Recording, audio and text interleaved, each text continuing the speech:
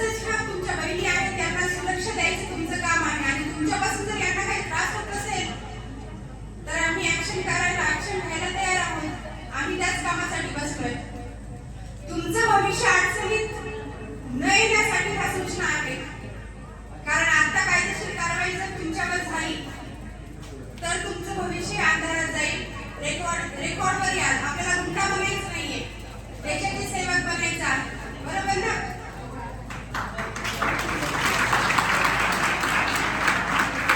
देशासाठी काहीतरी करायचं आहे. त्याच्यासाठी आतापासून आपल्याला तयारी करावी लागेल. आतापासून ते स्वप्न आपल्या डोळ्यामध्ये सतत आपल्याला ते दिसले पाहिजे की मला माझ्यासारख्या सामान्य परिस्थितीतल्या मुली समोर बसलेल्या आहेत.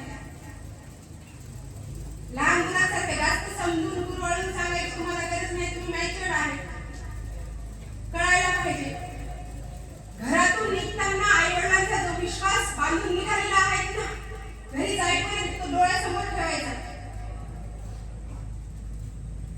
आणि होत नसेल तुमच्याकडे शिक्षण सरळ मार्गी येणं आणि सरळ मार्गी जाणं होत नसेल तर तुम्ही सरळ आई वडिलांना न फसवता सांगायचं की माझी फीस भरू नका बाबा, माझ्याच्यानं शिक्षण होत नाही, माझं डोकं भरकटायला लागलेलं आहे. मित्रासोबत कॅफेत जावं असं वाटतं, कुठेतरी बसून मित्रांसोबत चहा प्यावा असं वाटतो. चार लोक पाहतात, त्या कष्ट करणाऱ्या घाम गाळणाऱ्या बापाचा अपमान होतो. खूप त्रास होतो त्या हृदयाला. त्या हृदयाचा विचार करा.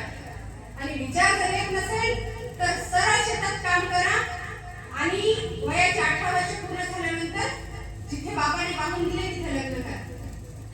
सुखी व्हा. खूप जण लव्ह जिहादमध्ये पडतात. त्यांना बाहेर नेलं जातं, विदेशात नेलं जातं, कत्तली होतात, मिसयूज होतो. मुंबईमध्ये सुद्धा परराज्याच्या मुली वेश्याव्यवसाय करताना मी पकडलेल्या आहेत. अशाच 12 वयातल्या त्यांना काम देतो म्हणून देतात आणि त्याच्यामध्ये गुरफटून टाकतात आणि मग त्या तिथून त्या जाळातून त्या बाहेर निघणं मुश्किल होतं. त्या नरकामध्ये